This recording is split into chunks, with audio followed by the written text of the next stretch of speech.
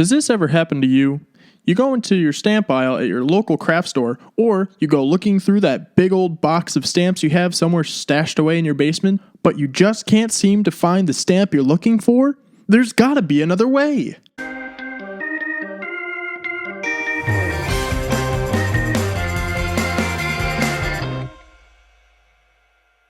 Hey everyone, I'm Melanie. Welcome to my art studio. One of the best feelings in the world is the ability to create something out of nothing. It's a sense of accomplishment and ownership. And even better, when you can use that something over and over again. In today's video, I'm going to teach you how to make your own stamp. You know one of these? And you will be able to make one just as good as this, if not better. And the best part is, it will reflect who you are.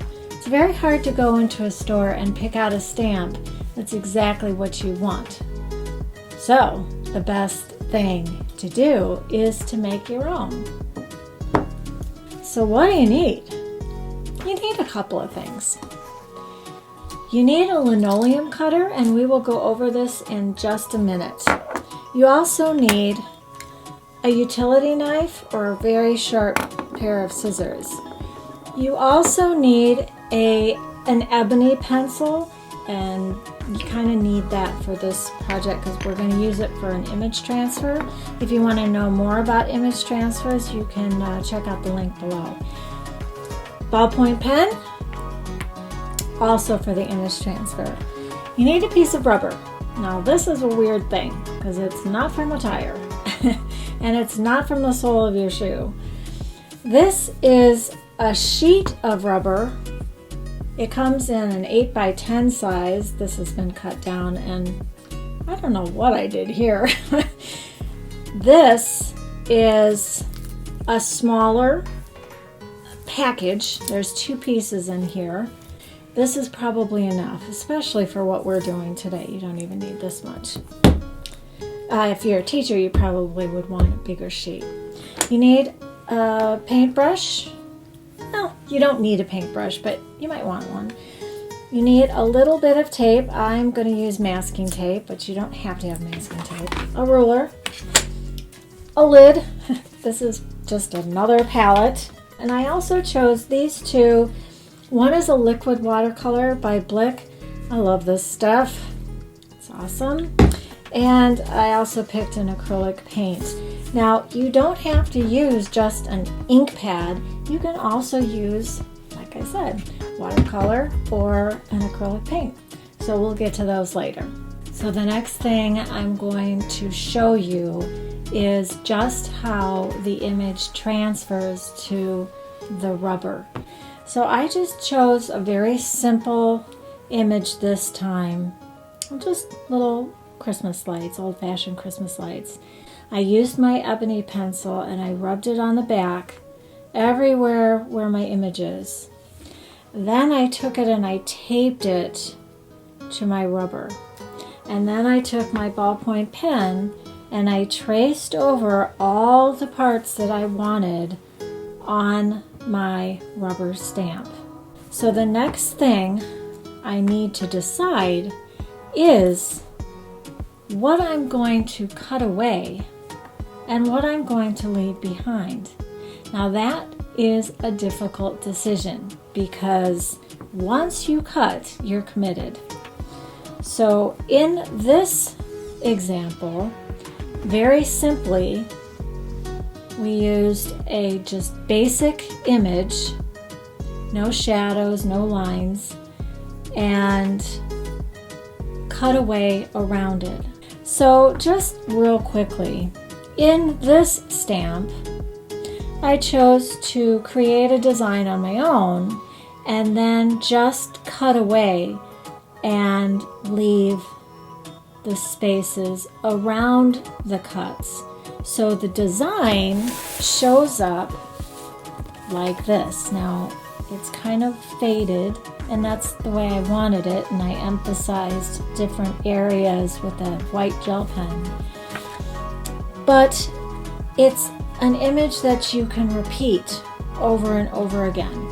And you can use paint, you can use ink, you can use watercolors, depends on the effect that you want. I have my linoleum cutter, and I just want to show you a little bit more about it. This is a speedball linoleum cutter. They're not expensive. This is a student grade, which is perfectly fine. And it has a little secret compartment, storage compartment, to store all your blades. Now these blades are sharp, so be careful. You have 5 different sizes in here, and there are others you can buy. This is called a knife, and this is for very detailed work. We probably won't be using that today. We're doing basics. This is a blade that's very wide. It's called a V, but it's much wider, so you can dig out big areas that you want to get rid of. This is more of a square blade. You can see it's kind of squared off. Really, it's more preference. This is a little bit smaller for smaller areas, and this is very tiny, all V's, for detailed work. So let's put those aside, and let's take, I'm going to take the smallest one. Now we're not done yet. I'll put that. We have here, actually I'm going to take this apart.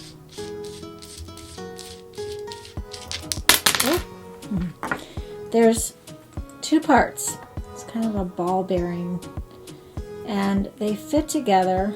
If I put them in my hand, you can see how they fit together. And this part allows the blade to go in.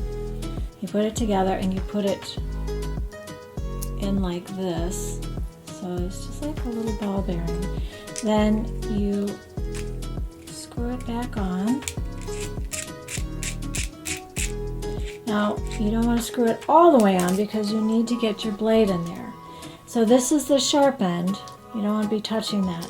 This is the rounded end. It is not sharp. And this is the part that goes into here.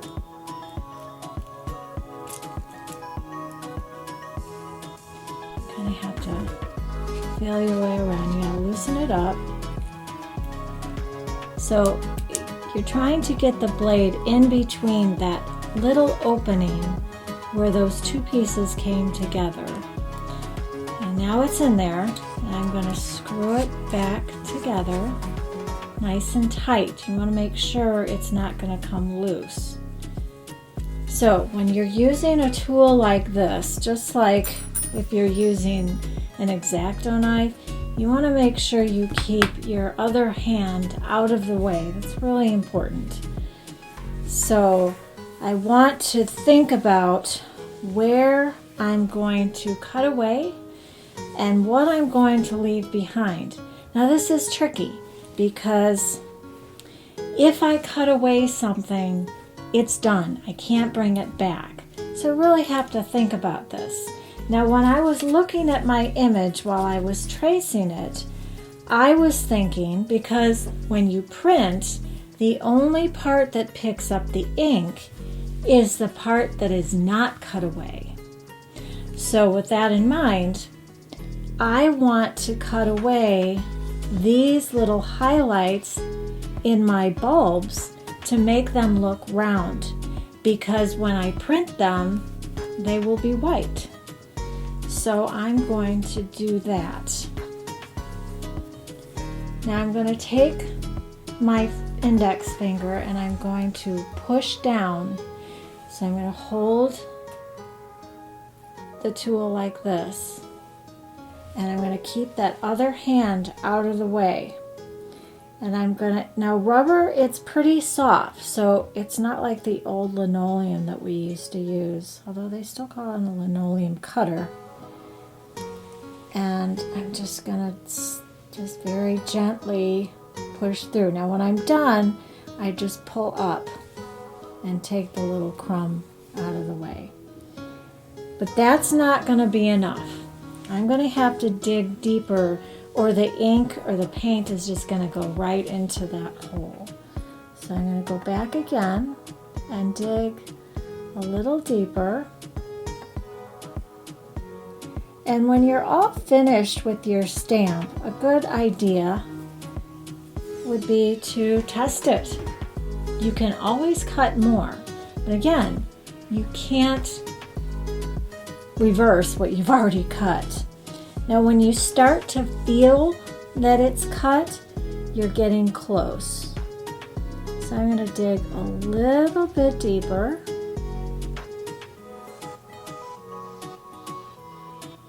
And this is the kind of thing where you need a little patience. You need to go one step at a time, slowly. My students, when they do this, they always bring it to me. Is this enough? Is this enough? And nope, not quite yet.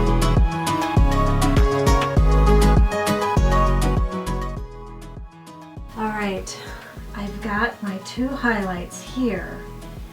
Now I've decided, while I was cutting, I'm thinking, I'm going to have to cut away all of this to make this string pop out and leave this sticking up too.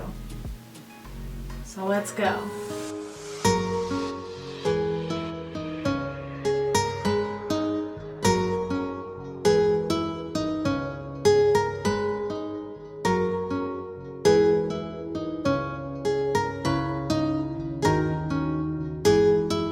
All right, so I'm just finishing up here, well, at least the part that you need to see. And now it's just a matter of getting that detail right around the edge of the bulb. I kind of like some texture in my stamps, but you can decide to do whatever you want. This is liquid watercolor. You know what? I'm gonna put it in my little cup here. Now, again, you can use all sorts of different kinds of things, ink, or this isn't going to go on most ink pads. And this is a liquid watercolor. It has a little bit of glitter in it. Yeah, like glitter, why not? So all I'm going to do is I'm just going to go over. Now you can kind of see, just by going over it, you can see where I probably need to cut away some more. This is a good test. So I'm just gonna, I just did over the areas that I cut. I didn't do the whole stamp. So this is a perfect example. In here, which is right here, oh, that's another thing I want to make sure you know. Whatever you print here, it's going to be backwards when you print it. So if you're going to do your name or any kind of words, you need to make sure that you do it backwards or you're going to be very disappointed. So this one over here looks pretty good. This one still needs some more digging right in here. And then this one needs a lot more digging. And I wanted to show you this so you had an idea of where you can test it, how you know. How am I supposed to know? Well, this is how you know. One more thing I want to let you know about is you can always wash these off and reuse them. And yes, they might get stained, but that's not a problem. You can keep using them all you want. And the reason I chose this image was so that I could actually just repeat it. So I could stamp, then stamp, so I could make a nice long string of lights. And then you can go back in and you can paint over this and do whatever you want. Well, that is everything you need to know to make a stamp. So go ahead and try it. I am going to post the links for Dick Blick on the items that you need to purchase. And of course you can purchase them anywhere you want. This just happens to be where I buy most of my art supplies. I hope that you enjoyed this video. Please take a picture and post it so that I can see what you made. It always makes me happy. Thanks for stopping by. See you next time.